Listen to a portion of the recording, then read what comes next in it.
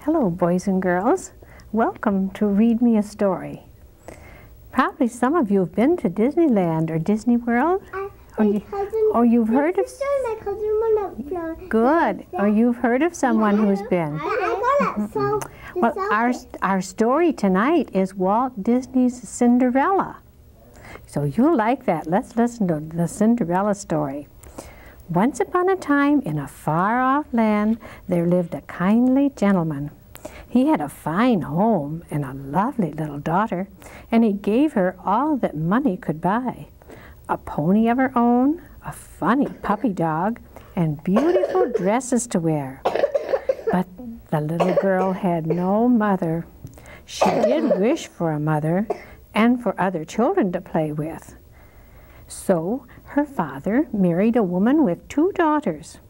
Now, with a new mother and sisters, he thought his little daughter had everything to make her happy.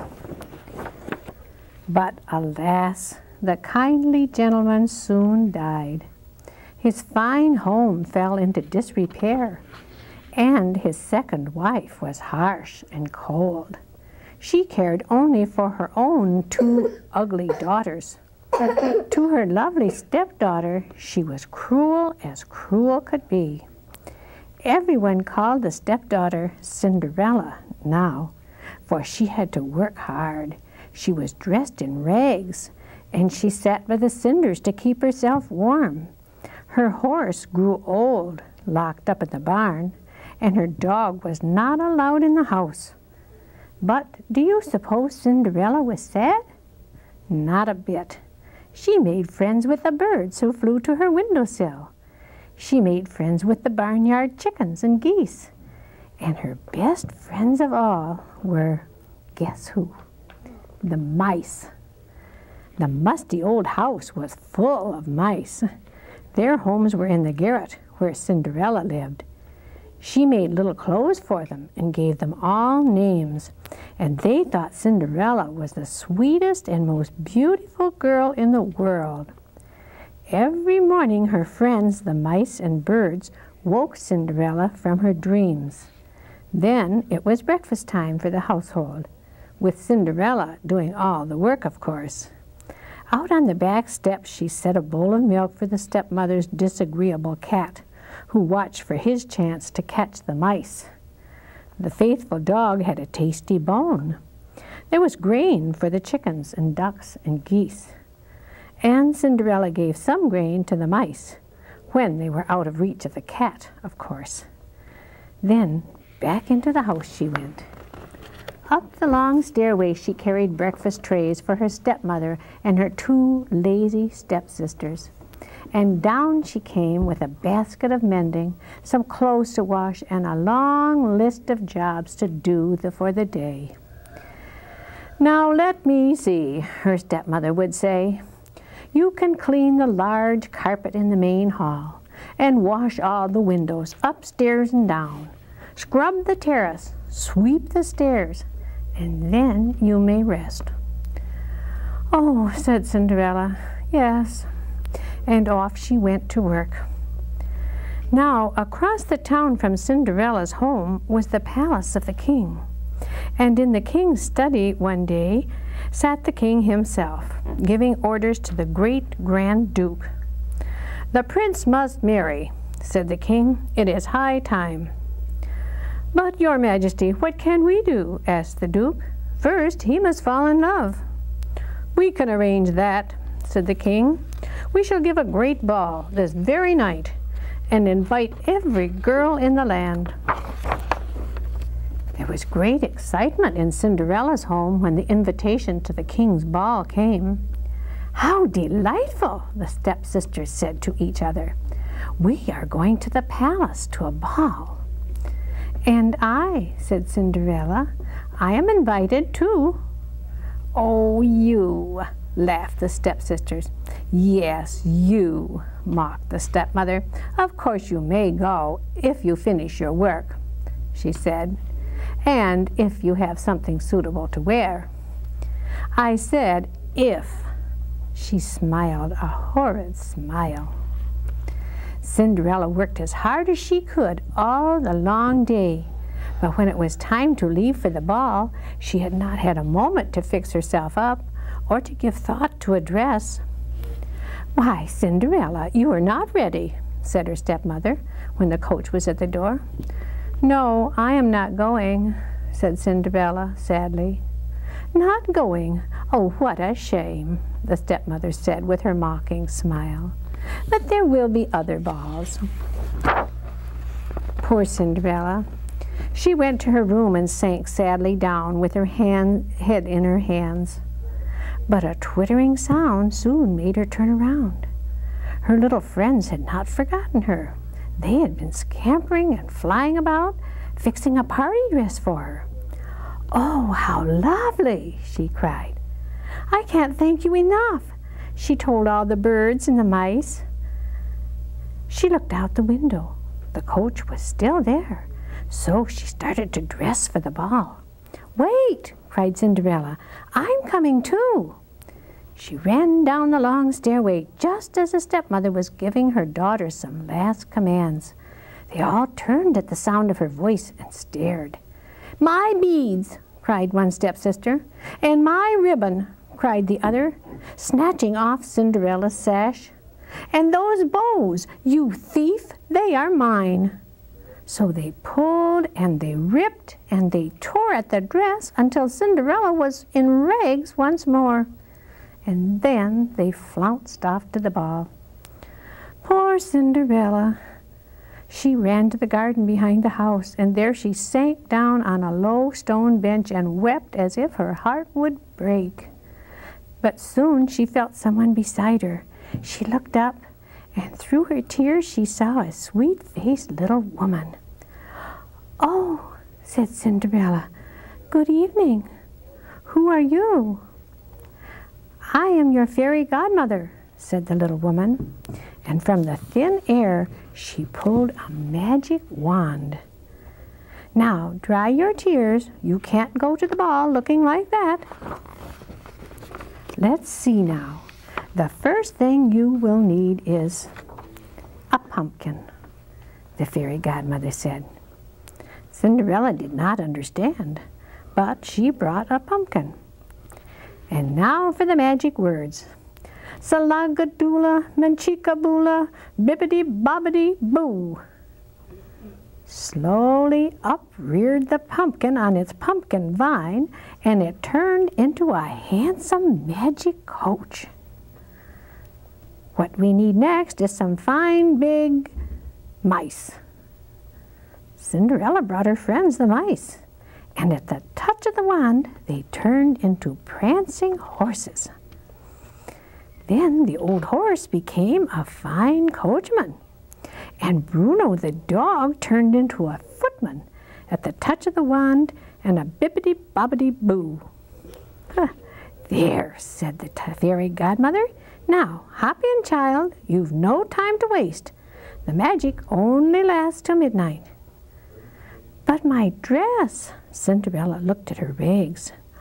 "Good heavens, child," laughed the fairy godmother. "Of course you can't go in that. Bibbidi-bobbidi-boo." The wand waved again, and there stood Cinderella in the most beautiful gown in the world, with tiny slippers of glass. The prince's ball was underway. The palace was blazing with lights.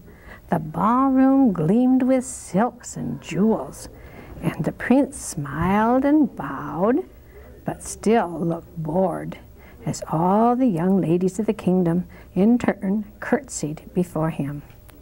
Up above on a balcony stood the king and the duke, looking on. "Whatever is the matter with the prince?" cried the king. "He doesn't seem to care for one of those beautiful maidens." "I feared as much," the duke said with a sigh. "The prince is not one to fall in love at first sight." But just at that moment, he did. For at that moment, Cinderella appeared at the doorway of the ballroom. The prince caught sight of her through the crowd, and like one in a dream, he walked to her side and offered her his arm. Quickly, the king beckoned to the musicians, and they struck up a dreamy waltz. The prince and Cinderella swirled off in the dance, and the king, chuckling over the success of his plan to find a bride for the prince, went happily off to bed. All evening, the prince never left Cinderella's side. They danced every dance. They ate supper together, and Cinderella had such a wonderful time that she quite forgot the fairy godmother's warning until the clock in the palace tower began to strike midnight. Bong, bong, the clock struck. "Oh!" cried Cinderella. The magic was about to end. Without a word, she ran from the ballroom, down the long palace hall, and out the door. One of her little glass slippers flew off, but she could not stop. She leaped into her coach, and away they raced for home. But as they rounded the first corner, the clock finished its strokes. The spell was broken, and there in the street stood an old horse, a dog, and a ragged girl, staring at a small round pumpkin. About them, some mice ran chattering. "Glass slipper!" the mice cried. "Glass slipper!" And Cinderella looked down. Sure enough, there was a glass slipper on the pavement. "Oh, thank you, godmother," she said. Next morning, there was great excitement in the palace. The king was furious when he found that the duke had let the beautiful girl slip away. "All we could find was this one glass slipper," the duke admitted. "And now the prince says he must marry the girl whom this slipper fits, and he will not marry anyone else." "He did," cried the king. "He said he would marry her? Well, then find her. Scour the kingdom, but find that girl." All day and all night, the Grand Duke with his servant traveled about the kingdom, trying to find a foot on which the glass slipper would fit. In the morning, his coach drove up before Cinderella's house. The news of the search had run on ahead, and the stepmother was busy rousing her ugly daughters and preparing them to greet the Duke, for she was determined that one of them would wear the slipper and be the prince's bride. "The prince's bride," whispered Cinderella. "I must dress too. The Duke must not find me like this." Cinderella went off to her room to dress, humming a waltzing tune. Then the stepmother suspected the truth, that Cinderella was the girl the prince was seeking. So the stepmother followed Cinderella to lock her in her room. The mice chattered a warning, but Cinderella did not hear them. She was off in a world of dreams. Then she heard the key click. The door was locked. "Please let me out! Oh, please!" she cried. But the wicked stepmother only laughed and went away. "We will save you," said the loyal mice. "We will somehow get that key." The household was in a flurry. The Grand Duke had arrived. His servant held the glass slipper. "It's mine! It is mine!" both stepsisters cried. And each strained and pushed and tried to force her foot into the tiny glass slipper. But they failed. Meanwhile, the mice made themselves into a long, live chain. The mouse at the end dropped down into the stepmother's pocket. He popped up again with a key to Cinderella's room. At once, the mice hurried off with the key. Now the Grand Duke was at the door, about to leave. Suddenly, down the stairs, Cinderella came flying. "Oh, wait, wait, please," she called. "May I try the slipper on?" "Of course," said the Duke, and he called back the servant with the slipper. But the wicked stepmother tripped the boy. Away sailed the slipper, and crash! It splintered into 1,000 pieces. "Oh my," said the Duke. "What can I ever tell the king?" "Never mind," said Cinderella. "I have the other here." And she pulled from her pocket the other glass slipper. So off to the palace went Cinderella in the king's own coach, with the happy Grand Duke by her side. The prince was delighted to see her again, and so was his father, the king. So was everyone, for this sweet and beautiful girl won the hearts of all who met her. Soon she was princess of the land, and she and her husband, the charming prince, rode to their palace in a golden coach to live happily ever after. That's our story for today, boys and girls. I thank you all for coming. You've been very good audience, real good listeners. Did you like the story of Cinderella? Good. Who were her friends? Mice. Mice was one, and who else? Dogs.